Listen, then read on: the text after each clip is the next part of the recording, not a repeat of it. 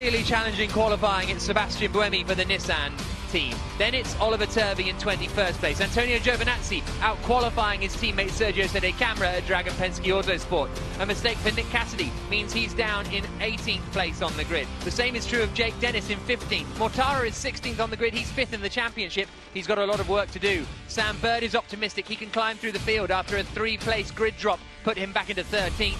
Oliver Askew is 12th for Avalanche Andretti, and Max Günther for the Nissan Edams team just missed out on the top 10. He will start in 11th. Into the top 10, Antonio Felix da Costa, won from pole here last year. If he wins today, it's going to be a much bigger challenge than that. Then it's Oliver Rowland for Mahindra Racing. An impressive drive. He doesn't really know what to expect come the race. We'll see whether he can score some crucial points, because Mahindra haven't scored that many this season. Nick De Vries is the reigning champion. He starts 8th for Mercedes EQ. He's also 8th in the championship. Robin Freins is 2nd in the championship, only 2 points off the lead, but 7th place is not where he wants to be. If he wants to climb up the field, he's got to first get past Andre Lotterer in the Tag Heuer Porsche. He is 6th in the championship and 6th on the grid. Lucas Di Grassi is 5th for Rocket Venturi Racing. The Season 3 champion will have his eyes set forward. He's finished twice on the podium here in Monaco, never won it. Stoffel van Dorn is 3rd in the championship and 4th on the grid. Jean-Eric Verne is the championship leader. He's not won a race yet so far this season, but he is 2 points clear at the top of the championship. Pascal Wehrlein is a little bit adrift in 7th place, but a good points haul today could see him rocket up the order. But on pole position, it's Mitch Evans. He had only scored 1 point coming into the previous round in Rome. He won both races there, pole position here, and all of a sudden, he's just 6 points from the championship lead, 4th in the standings. And it's a big, big race for him and Jaguar today, Dario. Absolutely right, Jack. This is the time to put his stamp on the championship, but I think all the way back to 8th place and Nick De Vries, all those guys are contenders for the win. I think we're going to see an 8-car train fighting it out. There is Evans lined up on pole position, getting ready to pull forward. They don't do a formation lap, just a little burnout, and then lining up in pole position. We have Karun Chanduk, the former Formula E and F1 driver, with us in the booth as well. There's so many ways the championship could look by the end of the race today, Karun. Yeah, absolutely, Jack. I mean, coming into this weekend, we had the top 7 within 18 points. So, you know, that's a 2nd place, isn't it, the championship? Yeah. I mean, a standard Formula E, it gets jumbled up every weekend. Absolutely. So there are the cars pulling forward, lighting up the rear tyres to try and get a little bit of temperature into them. And it's Mitch Evans that will be on pole position. That's the view back from him. The black and white Porsche on the left is Pascal Wehrlein. James Rossiter at DS Techeetah there. The second row is Jean-Eric Verne on the left in the DS Techeetah and Stoffel van Dorn in the Mercedes. All 5 lights are on. We go green in Monaco. Pretty good start from Evans. Verne got away a little slowly. Wehrlein is going to the outside as they come into Sandoval. Lock up from Evans. Gets it in. The top 5 remain in place. Robin Freins cuts the corner. He will maybe lose a position there. He was in 7th at the start, and I think he's still just behind Andre Lotterer, and he might have dropped behind Nick De Vries as well, actually. So Freins drops down to 8th position. Evans holds the lead up into Casino Square, then through the right-hander and dropping down the hill. And it's side by side further back. Jake Dennis and Oliver Askew in the Andrettis are trying to make moves. This is where you get to a bit of a crunch point at the hotel hairpin. Evans leads, the Porsche of Wehrlein 2nd, the Techeetah of Verne is 3rd, then it's Van Dorn, and then we get some do-or-die moves as Dennis and Askew are both on the outside, which becomes the inside for the next 2 right-handers of Portier. There's a little bit of crunching, but mostly everybody's made it through. Mitch Evans has held the lead, but we've got a long, long way to go in this E-Prix, Dario. Yeah, absolutely. It looks like Sam Bird's had a problem already. He's down to 17, started 13, somewhat out of position, but he's now down to 17 through the Fairmont hairpin incidents early in the lap, and one of the Neos at the back cutting the Nouvelle chicane. Evans leads, Wehrlein 2nd. 3rd is Jean-Eric Verne in the black and gold DS Techeetah. Chasing him is Van Dorn. Then it's De Grassi. Then it's Lotterer looking racy early on in the white and black Porsche. So he is now on the back of Lucas De Grassi. Then it's De Vries. Then it's Freins, who, as I say, lost out to De Vries having cut the first corner. Rowland has held on to 9th position. 10th is Oliver Askew. Dennis is 11th at the moment. this is this point where everybody's been fighting for track position on the first lap, and we'll maybe see them settle down just a little bit, get their energy consumption into order, and then it will pick up, business will pick up again. But anytime you can make a pass that's not going to cost you any energy, you're going to take maximum advantage of it. And you also can take care of it. There's a bit of slipstreaming going on because it is such a fast and flowing circuit here in Monaco for Formula E. Yeah, if you can sit in front of the car in front of you, you are saving energy, because like in the cycling or something like that, then you're able to save energy, and then that'll help you later on in the E-Prix. We're on board with Robin Freitz, who's in 8th position. We were just inside his helmet there, and Dennis is going past Askew into the hairpin. They're side by side. Burns just got a hit. I think Askew managed to... No, Dennis is still ahead of Askew then. So there is Jake Dennis in 10th place, ahead of Askew in 11th. Da Costa 12th. That's reasonable progress, because Dennis started 15th. So he has got going, the man from Nuneaton, on this opening lap. Lotterer now defending a little from Nick de Vries as they come through the Nouvelle Chicane, the Monaco Yacht Club in the background, all the yachts on the right-hand side as they stream down to Tabac. Move the yachts back a bit for safety reasons for the start of the race. But yeah, you see that long train of cars forming already. All the drivers easily trying to get a read on those around them. Who's quick, which part of the circuit they're quick. And as the race goes on, the cars will change as well, the balance will change as the tyres heat up. And a car that works well just now might not work well later in the race, and vice versa. 42 minutes plus 1 lap to go. Across the line comes Mitch Evans. He leads the way. Second is Verline, third is Verne, fourth is Van Dorn, and fifth is Lucas de Grassi. Attack mode activation zone is now open. It's 2 by 4 minutes. We'll explain that more when the first driver activates their attack mode up at the front anyway, because in these early stages, the attack mode here is you lose about 2 seconds, 1.8 seconds they reckon, when you go through that part on the right-hand side. So you want to wait till the field has ideally spread out a little bit, so you don't lose too many places when you activate it. Yeah, absolutely. It's about track position. I was asking the teams, what's your strategy? And they said, well, it's going to depend on what gaps we get. If we get the right gap and lose minimal position, we'll do that. And we talk about gap, and there's the Rocket Venturi of Edo Mortara in the black car trying to make a move. It looked like he didn't manage to get all the way alongside into the Fairmont hairpin. Trying to make a gap where maybe there wasn't one. Karun. Yeah, just looking at this train here, you can't underestimate the slipstream effect. You know, Mitch Evans in front, he's cutting a hole through the air, which everyone behind is benefiting from. You know, anyone who watches cycling knows, as we see the background here on the left-hand side, Mortara trying to have a go on Gunther, didn't quite work out. But the slipstream effect is incredibly powerful in terms of energy saving. So Evans has got to be a little bit careful here in terms of how much he uses while punching that hole in the air. Well, just before I came up to the booth, I was chatting to the Jaguar chief engineer, and I said, how important is the slipstream? He said, oh, it's a really big impact. So I said, oh, so you don't want to be leading the race then? He said, well, we'll make that decision when it comes to it. Fastest lap of the race for Verline, but then that drops through the field, and Lotterer takes it, and then suddenly Da Costa takes it in 11th place as they climb the hill up towards Massenet again. Here's a look at the start, Dario. Yeah, I mean, everybody gets off the line quite at the same sort of rate of acceleration. Back in a little bit, you see the DS de Cheetah of Jean-Eric Verne. Immediately the Porsche of Pascal Wehrlein comes over to protect the position. But yeah, great start. Nothing really to report. You see further back a couple of guys thinking about going 3 wide, and then luckily thinking better of it. And then so Bird got done on both sides, just coming into just being cautious. Yeah. This was Freitz deciding to take the shortcut and trying to slot back in behind. But Bird sort of got passed on a few sides. He tried to go on the inside, Jack. That's what happened. He tried to pass somebody the inside. The door closed. He backed out of it, and at that moment, he got passed by 3 other cars. Yeah, if you can do the outside in the first corner, great. But when it becomes 3 wide, you can see some of the guys backing out, and discretion being definitely the better part of valor at that point. You see the leader of the race, Pascal Wehrlein, all over Mitch Evans, and he's just going to be quite happy at this point if you're Pascal Wehrlein, I think. So Nick Cassidy, as they flash through the barriers between them at Tabac and then into the swimming pool. Oh, that's cool. Yeah. And you've got to be pinpoint accurate going through there. So Nick Cassidy's taken his attack mode. He's 19th on the track. He's got to go to the outside of Casino Square. There's 3 centres in the circuit that he's got to cross. That gives him an extra 13 to 14% power for 4 minutes, and you've got to use them twice in the race. So it costs you time to do it, but then you get the extra power. 38 minutes and 15 seconds to go. Up the hill once more into Massenet.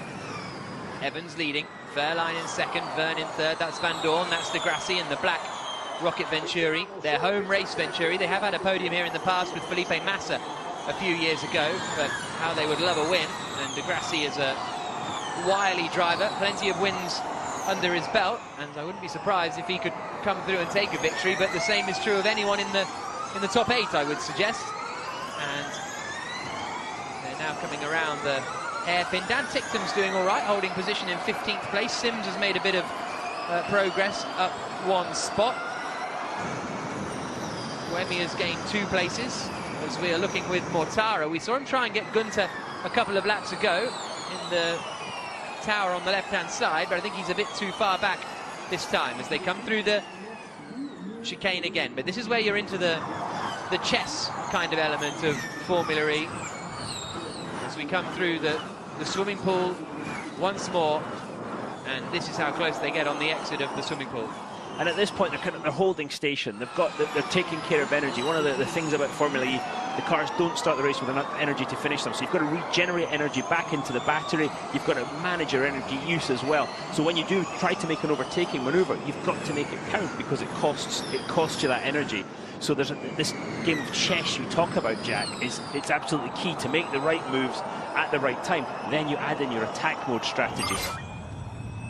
And this is why, when you look at the gaps up and down the field, the biggest gap is, you know, forget setting cameras down the bottom, but, you know, the biggest gap you've got is 1 second. they're all managing their pace at the moment. They're all sitting about, you know, half a second to 7/10 between each other, just, you know, biding their time. It's when you get to these attack modes, that's when the race starts to get more complicated. But as long as the gaps are staying this close, as you rightly said earlier, Dario, to actually take advantage of the attack mode is going to be tricky. I saw Sam Bird, by the way, having a lunge, and he's gone wide at Portier 1. Didn't quite catch the end of that, but he had a lunge at the hairpin, then had a moment at Portier. And he's lost a position to Nick Cassidy.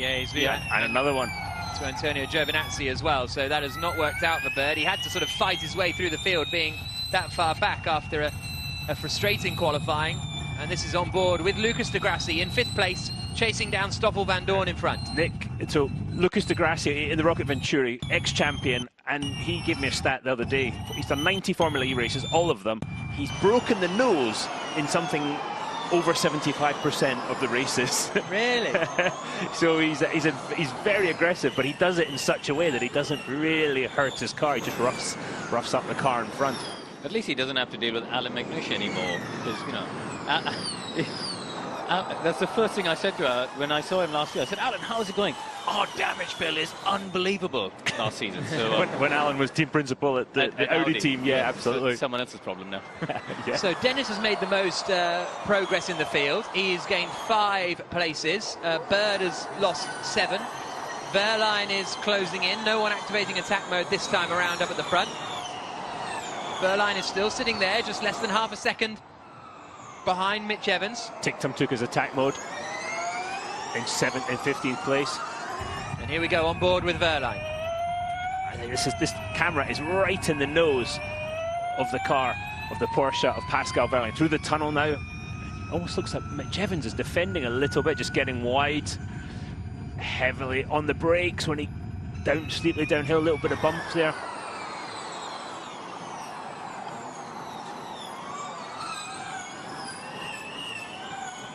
Through the chicane, now into Tabac.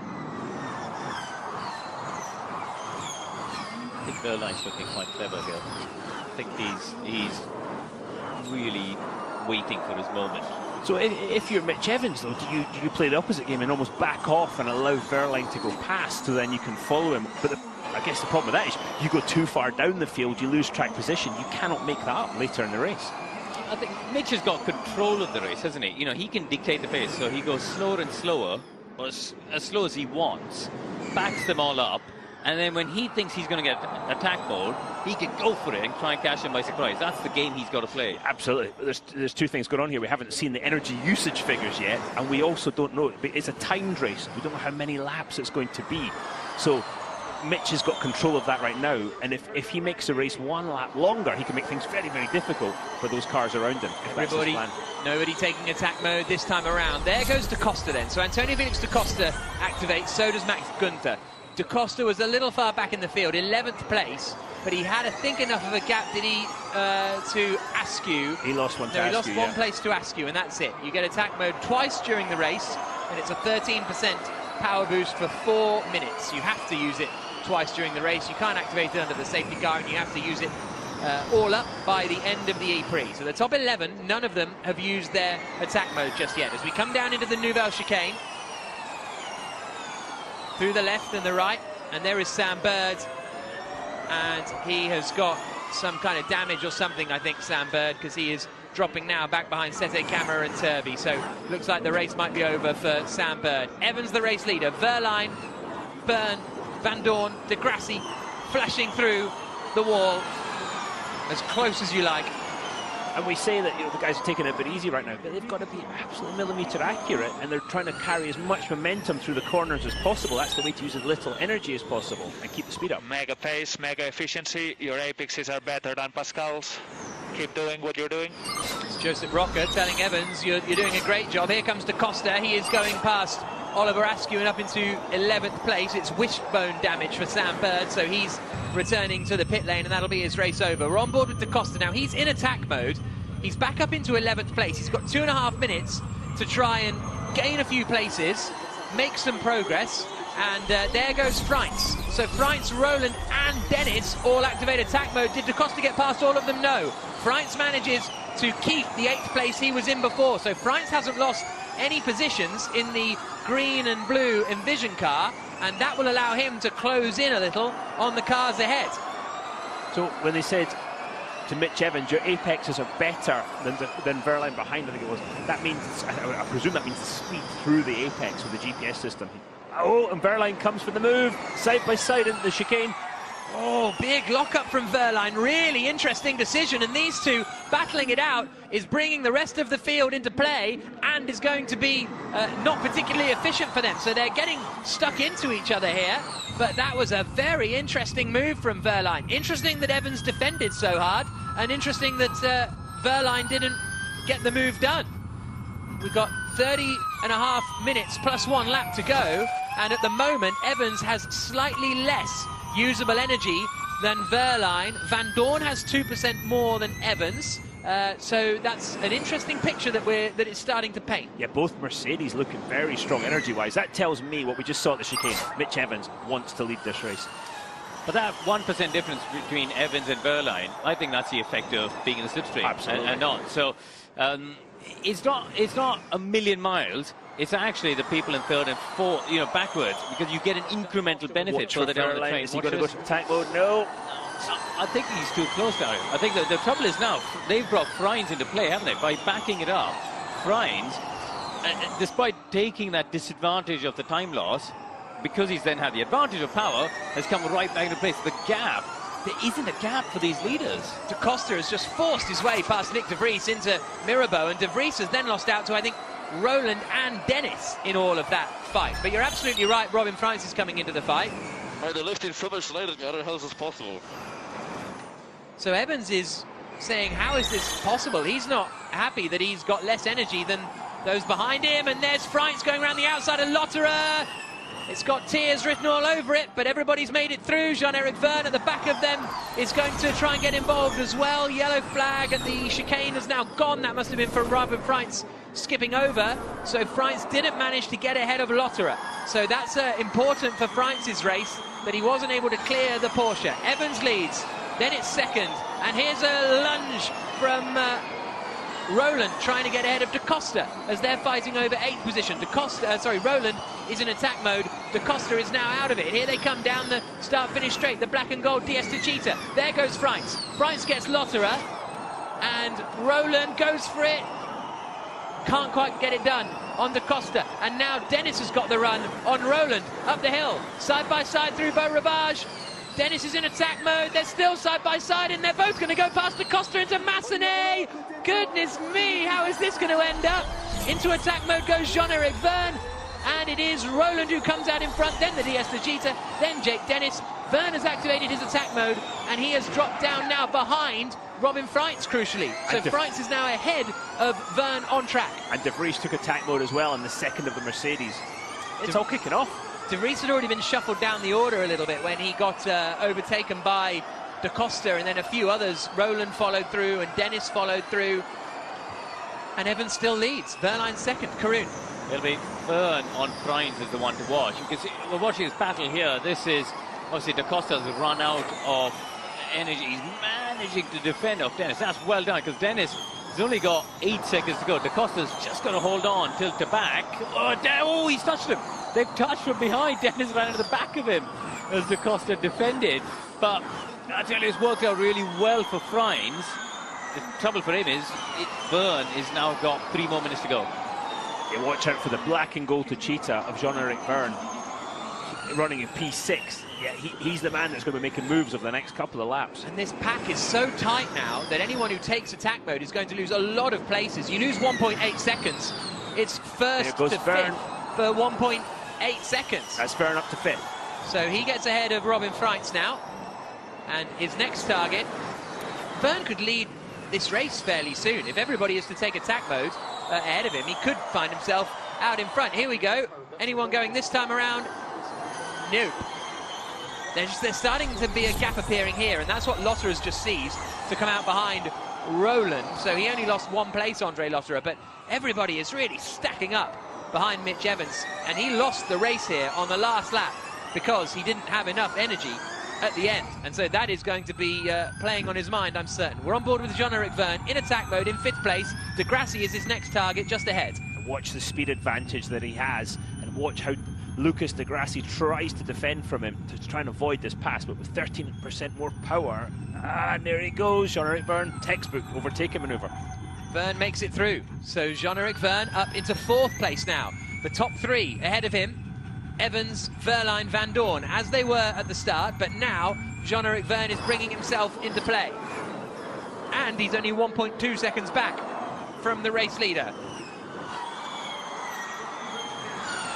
Up into La Rascasse. Once more, Karun. I wonder if the top 3 are going to wait until Vergne runs out of energy, because as you rightly said, Jack, if they take it now, Vergne's going to take the lead of the race. So if they wait another lap, Vergne will be out of it. But look at him, he's all over the back of Van Dorn. They've got to try and hold it back. They've got to somehow almost tag team him, haven't they? Every corner they can hold him back is giving an advantage to Mitch Evans.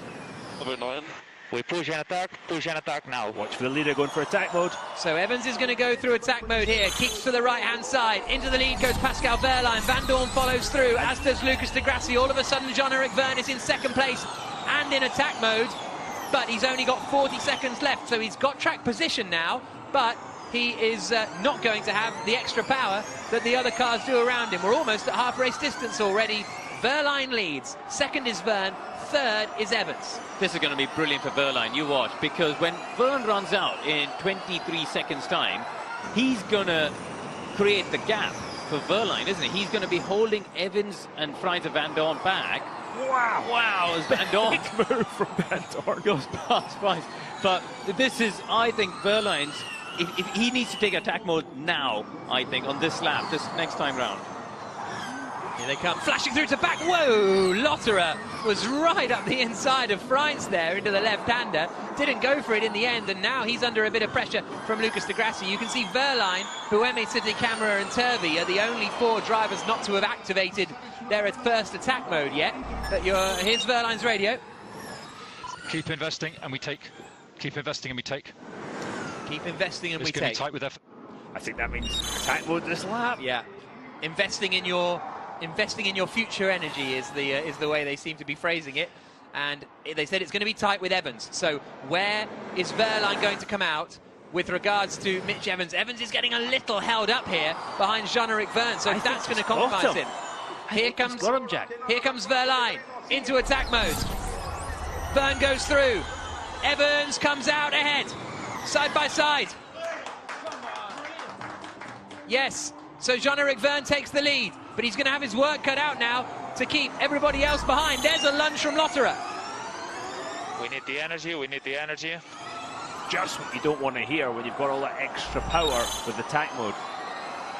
2 minutes of energy attack mode remaining for Evans. Lotterer did get ahead of Freins, so he shuffled up the order, and now he's shuffling back down just as quickly as he shuffled up. And there is Evans losing out to Pascal Verline there. They're really short on energy here, the Jaguar team, as Evans now drops down to third.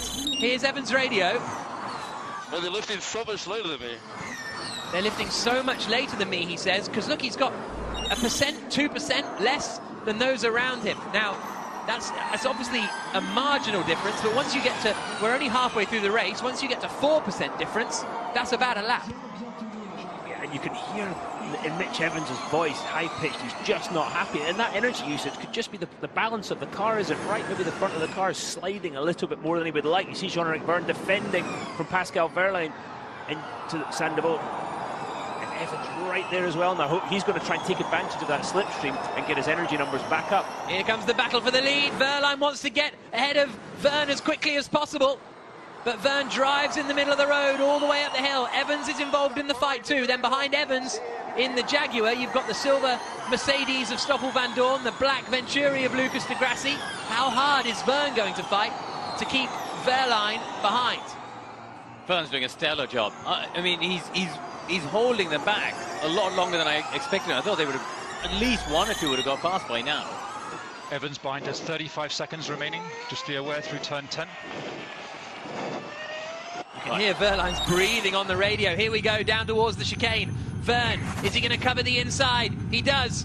Verline to the outside, takes the lead of the Monaco E-Prix. Vandoorne is also up into third place in the silver Mercedes. So the Porsche of Verline now leads. Second is the DS Chitita of Jean-Eric Verne. Third is the silver Mercedes of Stoffel Vandoorne. Then it's the Jaguar of Mitch Evans. And arm fan boost.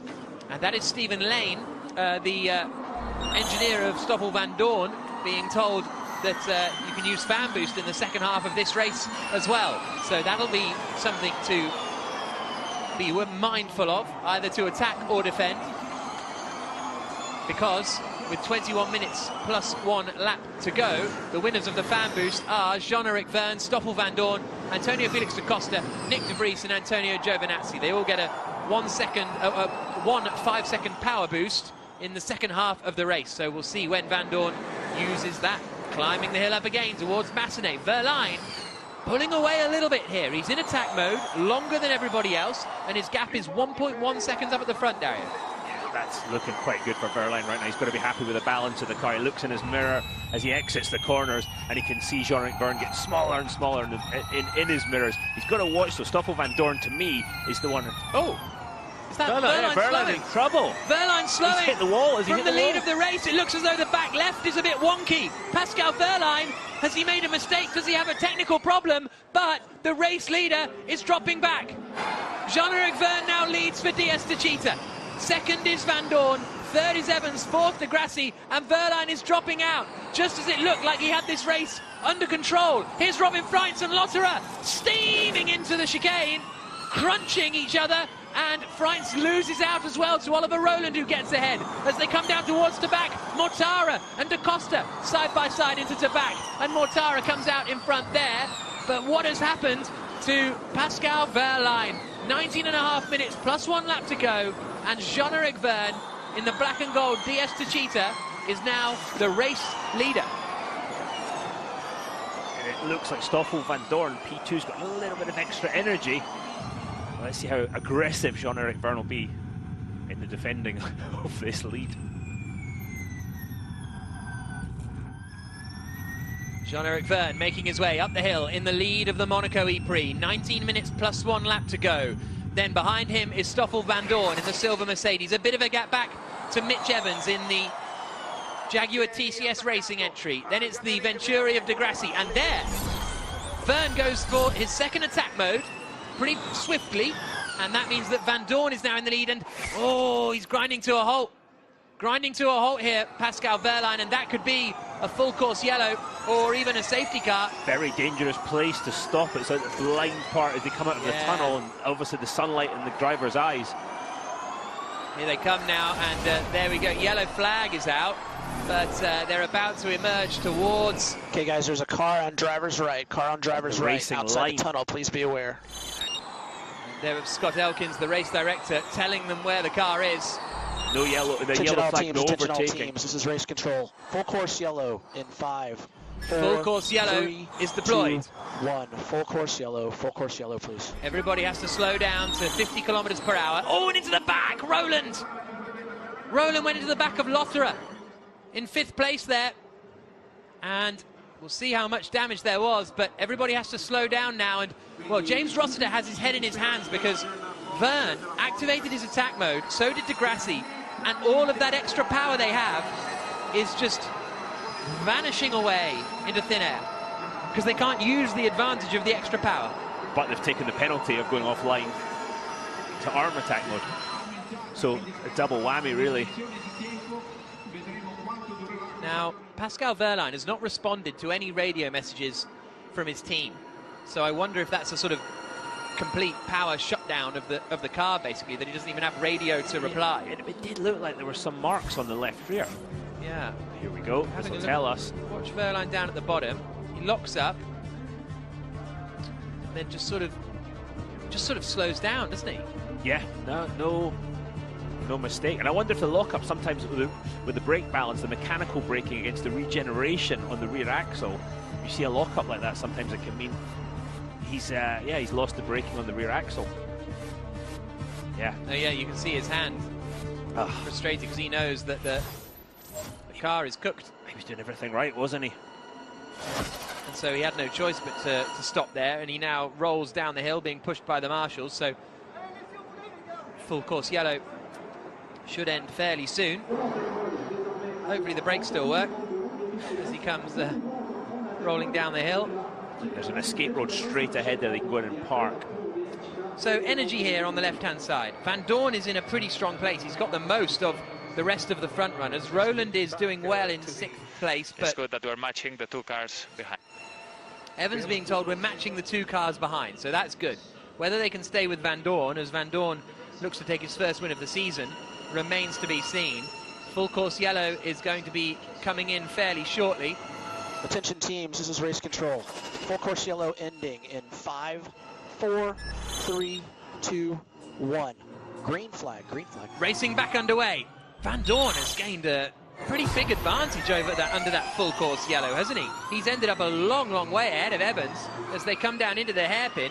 Evans there in 2nd place, but that's a huge advantage that Van Dorn has. Yeah, so it's not quite worked out equally, has it? I mean, it's 3.5 seconds now, so Van Dorn, he's got better energy, as you just said, Jack. If he takes the attack mode now, he will still retain the lead. Verne, in the meantime, has still got 25 seconds. Not quite enough, I think, for him to get ahead of Evans.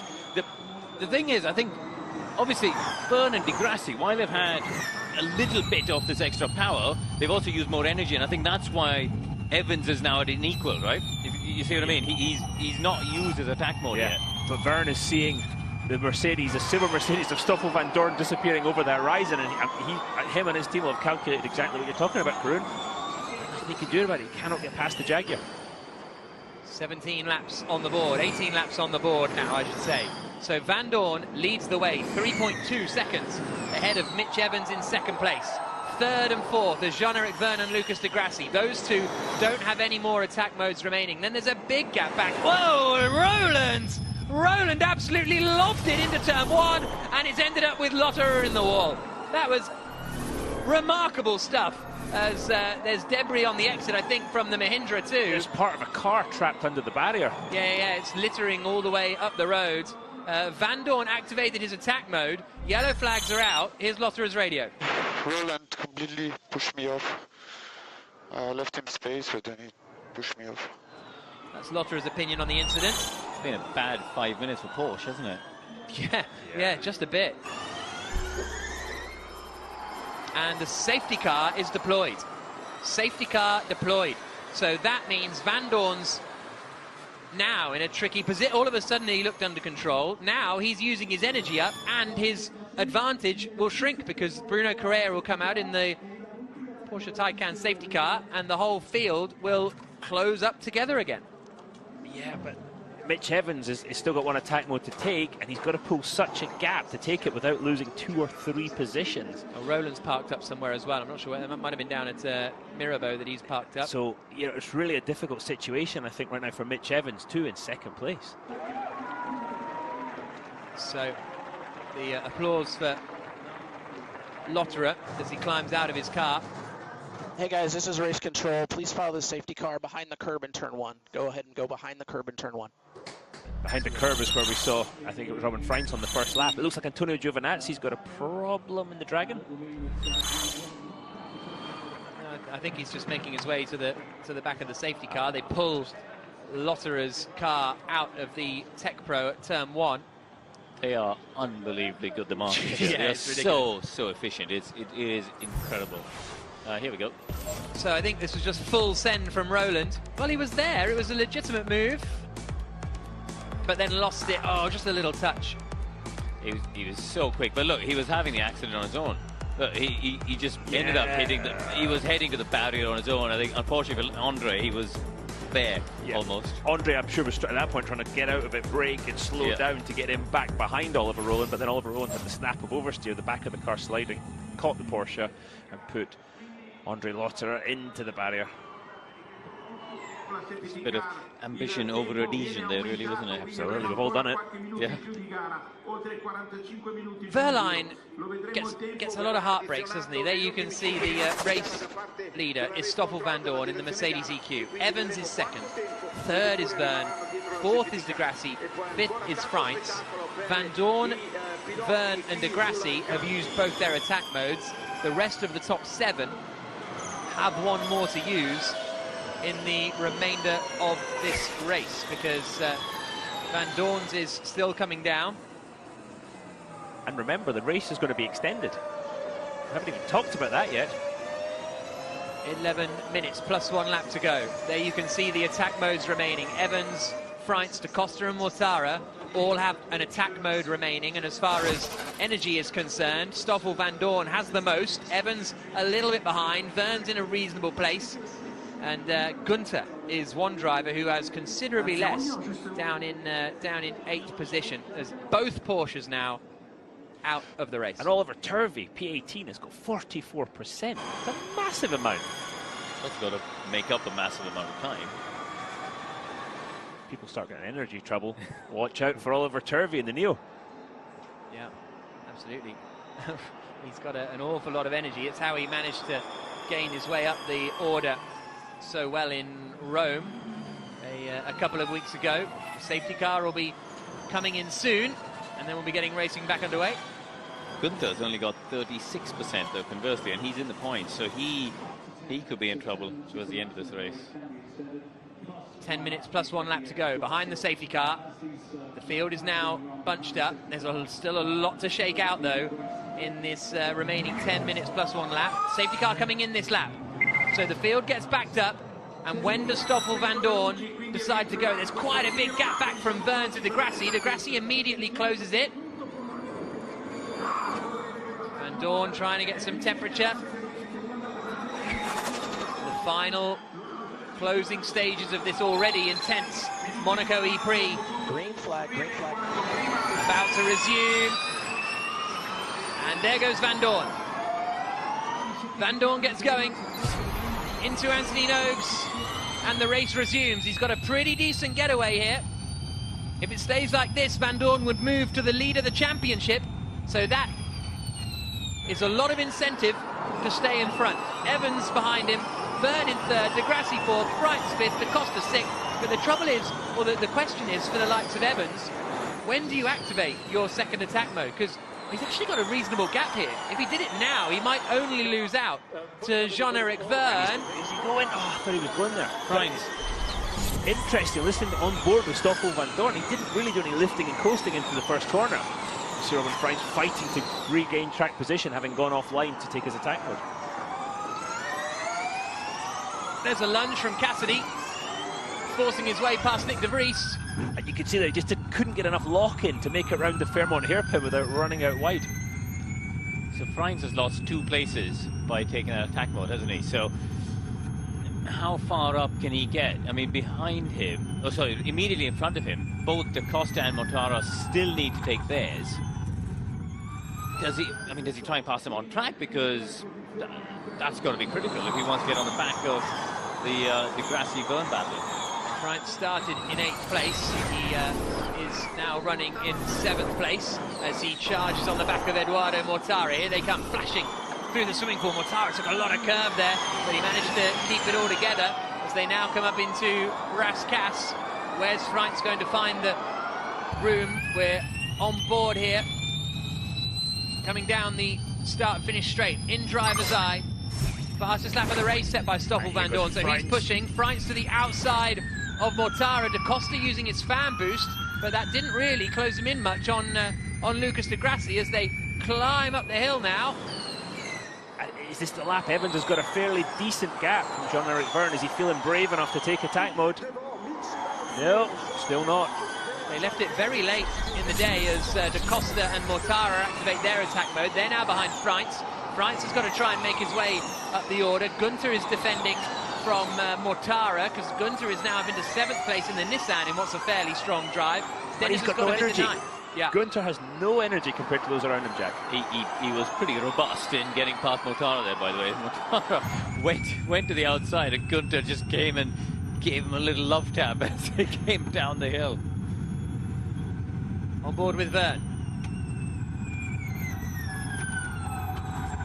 Into the Nouvelle chicane. Chasing down Mitch Evans ahead. De Grassi right behind him and Frines right behind them. Frines has got to use this next lap, basically, is all he's going to have to use his attack mode to try and get past the 2 drivers ahead of him, Vergne and De Grassi, who are yet to use, or who have used both of theirs. I think Evans has made a mistake there. I think Dario spotted that gap a couple laps ago. I feel like they've missed that advantage a little bit. Here comes Frines on the back of De Grassi, down towards Sainte Devote. De Grassi to the inside, Frines can't find the way through. Now up the hill. He's got a good run out of Sainte Devote. Let's see how brave he's going to be up the hill through Beau Rivage. Here we go. Very brave and very through. Oh, look at the car dancing on the brakes. Mitch Evans goes into attack mode from 2nd place. Is he going to come out in ahead of Frines? It's going to be very close. No, Frines has the inside. So Frines now all of a sudden is up into 3rd position. So Van Dorn leads the way. He's pulling away again in the Mercedes. He's looking very, very strong, Stoffel Van Dorn. Cassidy all over the shop, but Vergne is 2nd. Frines there is 3rd. He's got 30 seconds to go. It's kind of, and Vergne uses his fan boost to defend from Frines. So Frines won't be able to get Vergne this time through, I wouldn't have thought. And then Frines will be out of attack mode. Da Costa is going for De Grassi. He can't get him. He gives him a little shove through the middle of the Nouvelle chicane.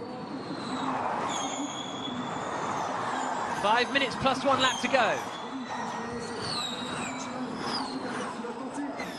But we'll get out, we'll find out about the added time in a few moments.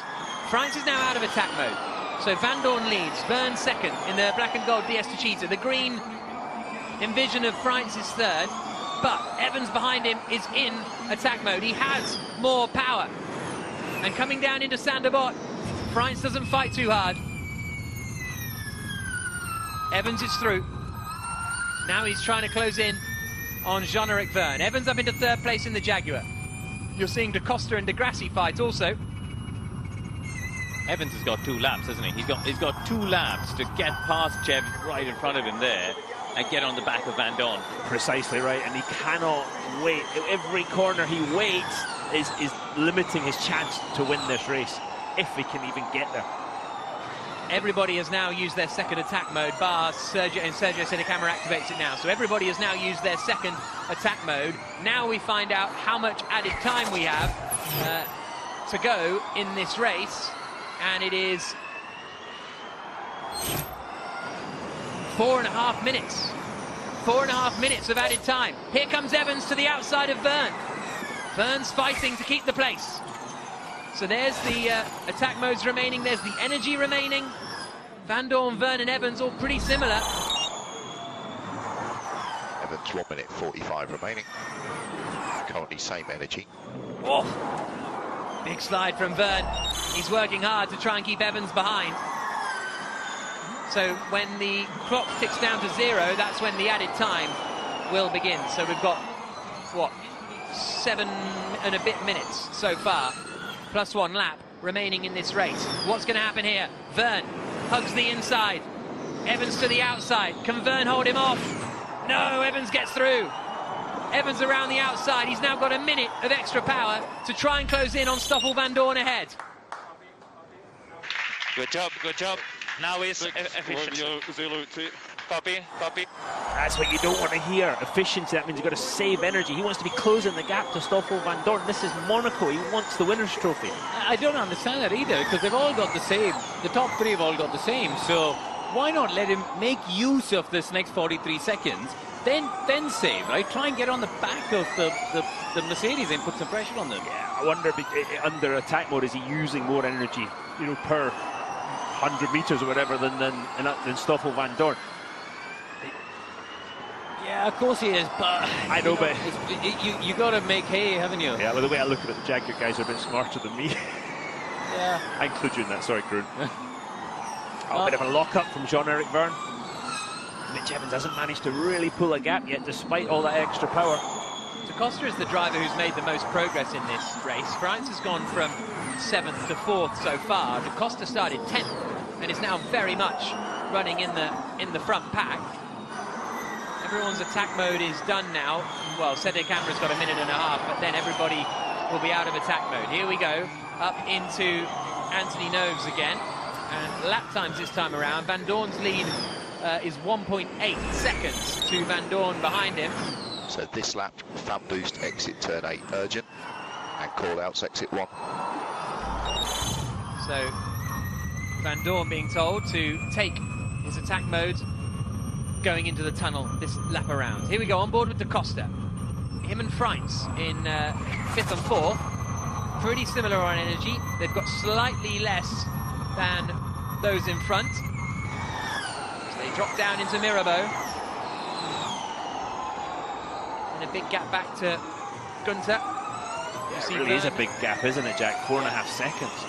You see Van Dorn, De Vries and Giovinazzi have not used their fan boost yet. That's why Van Dorn has to use it now and will be using it pretty much right now. There he goes, he lights up green.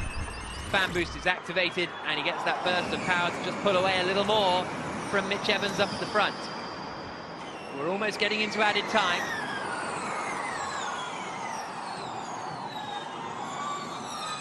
It's a very good race for Van Dorn, really, isn't it? From 4th on the grid. Okay, the safety car came at the wrong time for Chev, but you know, Van Dorn got the safety car on his attack mode as well, actually, so it kind of evened out. And I think he's driven a very, very smart race here so far. He's driven a beautiful race. It doesn't, I would have to say the Jaguar, the balance does not look as good as it did this morning. It looks like the front of the car is sliding, particularly through this sequence of corners, and he can't get back to the throttle as early as he would like. Don't know what happened to Edo Mortara. Added time is getting added on now to the end of the race. Eduardo Mortara has come into the pits, so he's got a problem after just setting the fastest first sector of anyone. So he had something go amiss in the final sector, Mortara, and as a result, if it finishes like this, Van Dorn will lead the championship by 10 points over Mortara in 2nd, and then Verne in 3rd and De Vries in 4th. So this could be a very, very big win this for Stoffel Van Dorn as far as the championship is concerned. 4 minutes now, plus 1 lap to go, as Freitz is looking pretty racy on the back of Jean-Eric Verne for the final podium spot in 3rd. Freitz has been on the podium more than anyone else this season. 3 visits, no wins. Yeah, and last year was on the podium, P2 here. He's in the green and blue Envision car, and he's looking very, very strong. Driven a smart race so far. Through the tunnel, down towards the Nouvelle chicane once more. Evans, Verne, Freitz. The Mercedes is checked out up at the front. Verne has a little more energy than those around him. Van Dorn is 2.2 seconds up the road. We'll see how tight it's going to be at the end. It's about 1 minute 33 a lap, and we're getting, I don't think it's going to be a marginal call, this. I think it's going to be fairly obvious when it comes down to it, because Van Dorn comes across the line now and there's less than 3 minutes to go. So, yeah, there will only be 3 left. Now, it's not going to be a marginal one. On board with Freins into Sanderbock. I'll tell you what, Gunther's done a good job. He's recovered his energy situation. He's been backing up the pack, which is why the top 6 are now 5 seconds ahead of him in 7th place.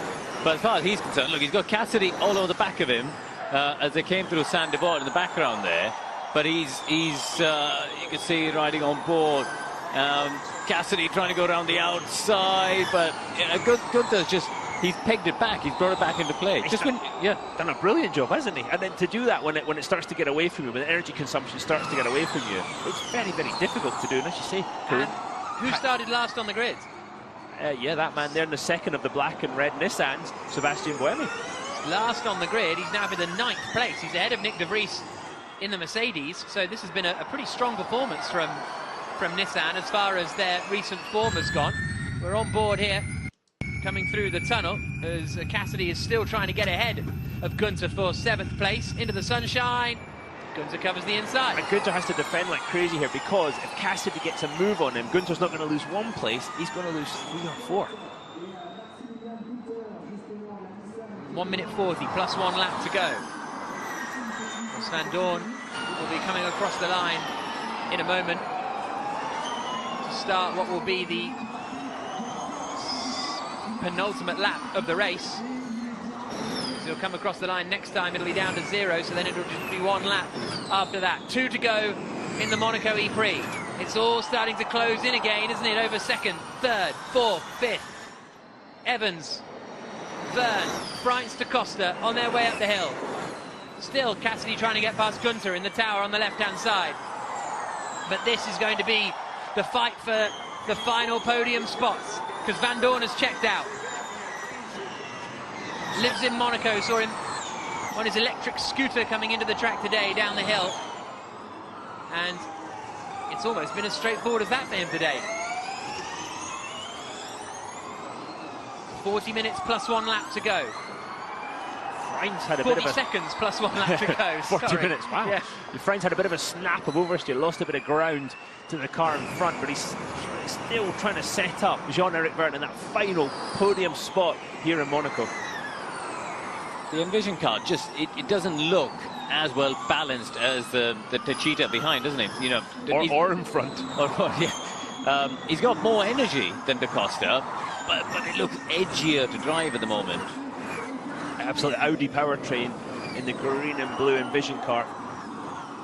They're close, they get to the barriers again, trying to open up the next part of the swimming pool. Watch for maybe a Sims attacker towards the end as well, because he's got a bit more energy than De Vries, so the top 10 points-paying positions is not over. But Stoffel Van Dorn starts his final lap of the Monaco E-Prix.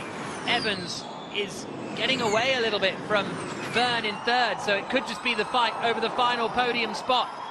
Robin Freins in the green Envision car, trying to get ahead of the black and gold DS Techeetah. DS Techeetah have won the last 2 Monaco E-Prix, but it looks as though their run is going to come to an end, because Stoffel Van Dorn is dominating this one. He's won here before in Formula 2. That's Ian James, team principal of Mercedes EQ. This would be a big win for them. A lock-up from Verne. He got it stopped, but now Freins is going to be putting pressure on him. Ian James looks slightly stressed, didn't he? Just a little bit. Gunther is really low on energy, look, on 1% on the left-hand side. Surely Cassidy is going to nab him. Dennis is into 11th place. Here comes Freins. Is he too far back for a podium look? Through the tunnel. Out into the sun again. And I think it's not going to be enough for Freins. Into the Nouvelle chicane. And it's not done for Freins. So all eyes in Monaco this afternoon are going to be on this man. 3rd in the championship coming into this weekend. Yet to win a race so far this season. He's had some fortune along the way. He's had some misfortune along the way as well. But Stoffel Van Dorn through Anthony Nogues, drives to the line. Stoffel Vandoorne wins the Monaco E-Prix and moves to the lead of the championship. Wins round 6 of the Formula E World Championship. Pick up rubber, watch your brake integral. Well done, mate. Yes, yes, boys. This is the one! We just won Monaco! Vandoorne absolutely buzzing. It looked as though Gunther did run out of energy at the end. But what a victory for Stoffel Vandoorne, winner of the Monaco E-Prix. Let's talk to Stoffel Vandoorne. This one feels good. Finally your turn. And what a way to do it. Thanks, guys. Stoffel, it's Dario on TV. Congratulations, you won in Monaco again. Yeah, awesome feeling. It's not been the easiest ride here in the past for me, but this time it's my turn. Congratulations, man. You drove a wonderful race.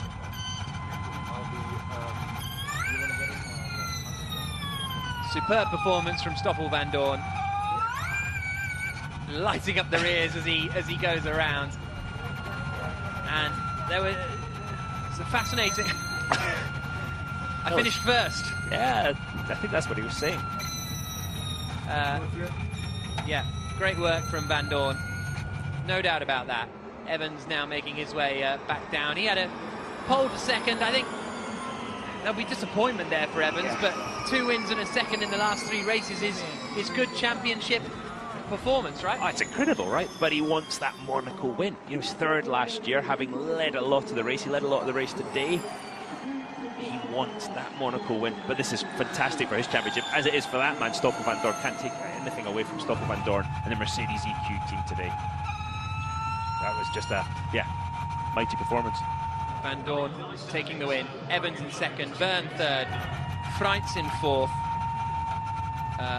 5th for Da Costa, 6th for Lucas de Grassi. Cassidy did get up into 7th place, Buemi 8th, Dennis 9th, De Vries 10th, Sims and Ticktum in 11th and 12th position as Vandoorne receives the applause on his way back to the podium.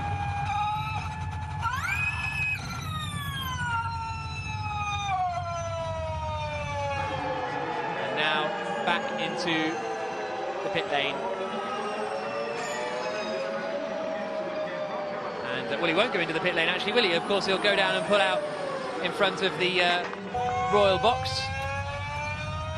And so as it stands, Stoffel Vandoorne takes the lead of the championship in the end, 6 points ahead of Jean-Eric Vergne, 9 points ahead of Mitch Evans.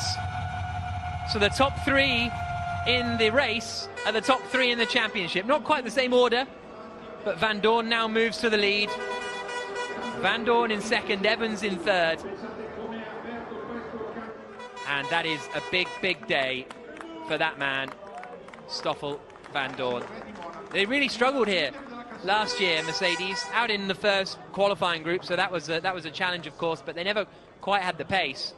But Vandoorne starting 4th on the grid.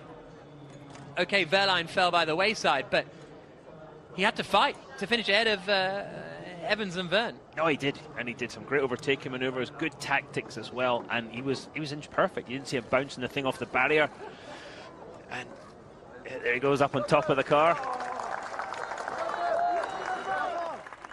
Some celebrations in Monaco tonight, I think, probably involving those 2 gentlemen, Mitch Evans, Stoffel Vandoorne.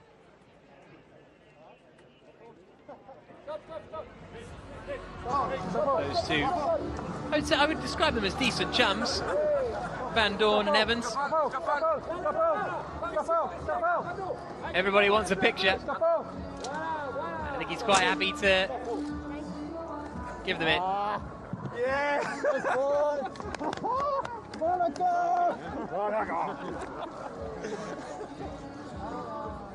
All the teams celebrating as well. And we'll hear from our top 3 in a couple of moments' time. A high five with Jean-Eric Vergne, who's won here in season 5.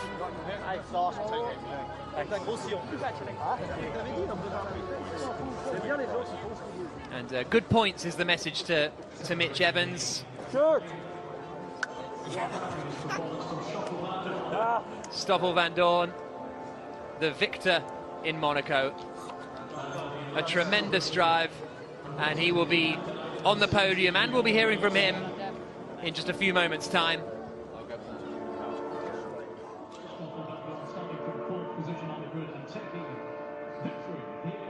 Another entertaining race on the streets of Monaco, Dario. Yeah, absolutely right. I mean, it didn't have the last lap crazy pass, but it was, yeah, a lot of passing for the lead. Good use of strategy as well. Just the drivers having to absolutely thread the needle every single lap. And yeah, very, very entertaining to commentate on and to watch.